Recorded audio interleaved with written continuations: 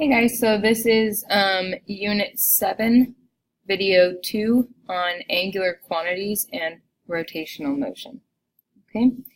Today we're basically going to talk about movement in circles. Okay, and we're going to it's kind of like the first lecture ever where we talked about like the kinematic equations, the VF, the VI, that stuff, except for now it's just in circles. Okay, so it's not too crazy. It's just sort of changing from linear stuff to radial stuff.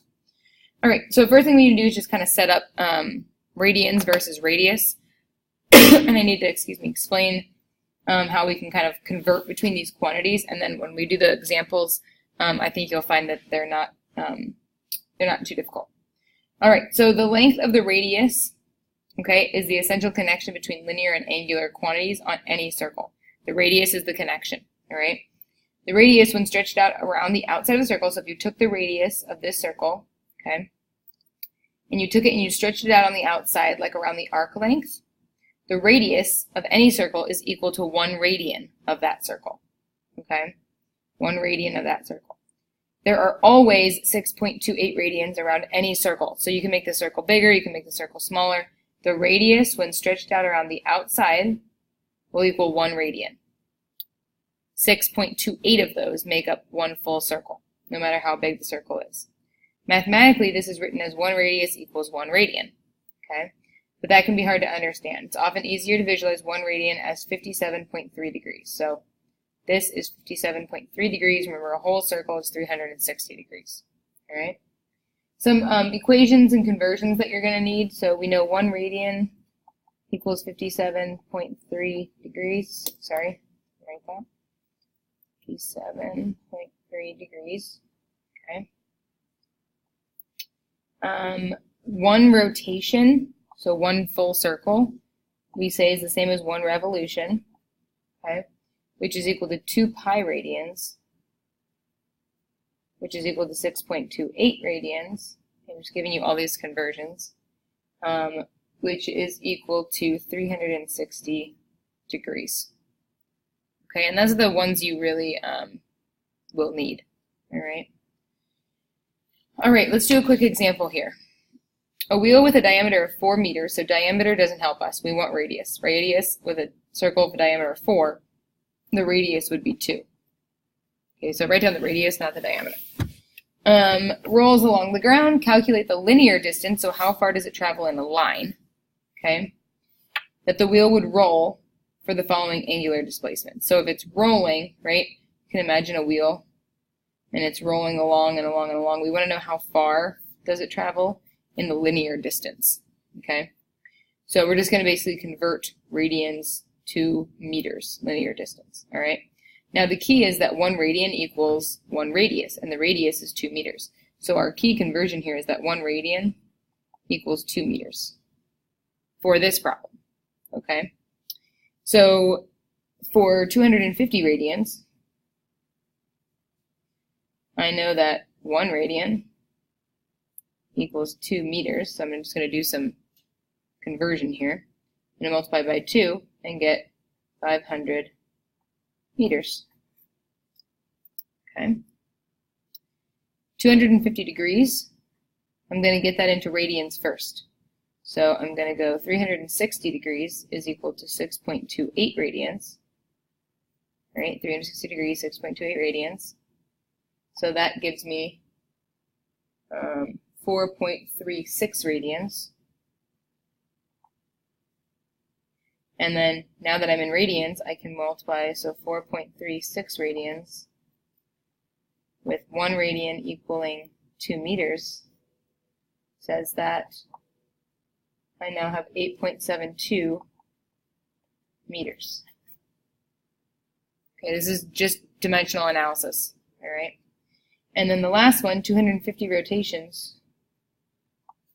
Well, 1 rotation is 2 pi radians, or 6.28 radians, right? So 250 times 6.28 is going to give us 1570 radians. 1 radian is 2 meters in this problem.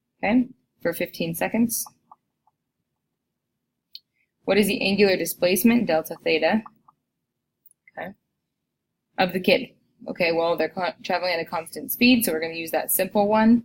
The omega equals delta theta over t. Okay, plug in. And you get delta theta equals 90, and then radians is the unit. Okay. What is the linear distance if they are 1 meter from the ground? So radius, or sorry, from the center. Radius is 1 meter. Remember, in order to get the linear distance, that would be d. It's equal to delta theta times r. So d is going to be 90 times 1, so it's just 90. Okay. Find the angular and linear displacement for a second kid sitting 2 meters from the center. Well, you can imagine, here's the center, here's kid 1, okay, and let's say kid 2's out here further. Kid 1's going to go around the circle, kid 2's going to go around the circle. They're both covering the same angular distance. They both went around a certain amount of times. Okay, but they're going to cover bigger, person 2 is going to cover a bigger linear distance because they were further out from the center. So when they made one circle, they actually went a further distance linearly. Okay, so it's the same delta theta for kid 2, but the radius is now 2 meters instead of 1, so the distance is 90 times 2, which is 180 meters. Okay. All right, example 2, a kid on a merry-go-round starts from rest, so that's omega initial is 0. Reaches an angular speed, so angular final is 10. And the time it took was 3 seconds. Find the angular acceleration. Okay. This should hopefully be sort of like review, but with new variables. Okay. So the equation I'm going to use I don't have delta theta, so I'm going to use this equation. So I get 10 equals 0 plus alpha times 3. And if I solve, I get alpha equals 3.33 radians per second squared. Be careful that you use radians, not meters. Okay. Okay, a kid on a merry-go-round starts from rest. It didn't start from rest. Starts with an angular velocity of 10, and speeds up to 20 in 30 radians. So they're giving us delta theta. It's like saying in 10 meters. Okay, but in 30 radians. And we want to find alpha. So now I don't have t, so I'm going to use this equation.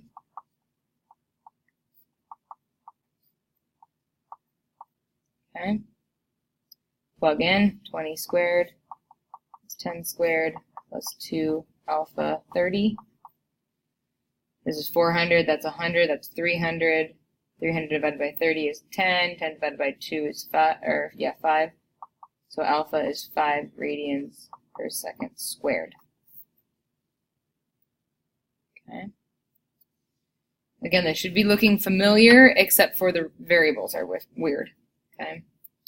Last example, a wheel on a car with a radius 0.5 meters. Starts from rest. Has an angular acceleration of 5 radians per second squared until reaching a final angular velocity of 20 radians per second. How far linearly, so d, did the car travel? How far linearly? In order to find linearly, we need to find angularly first. So I'm going to look for delta theta first. And then eventually I'll just say that d equals delta theta times r. Right? That's my end goal here, is to get d. So let's find delta theta. So same equation I used up here.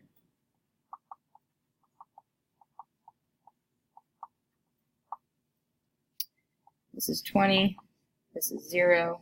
Oops.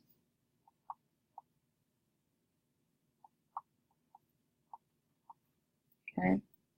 This is 400. 400 divided by 10 is 40, so delta theta is 40 radians. And then I'm going to go ahead and plug that in up here. So d is equal to 40 times the radius. The radius is 0.5, so d is equal to 20 meters. Okay. It's a lot to get used to. We'll do a lot of practice in class, but it's essentially the same stuff you've already done. It's just now we're going in circles versus in lines, and we have different units and different variables. Okay? All right, see you in class.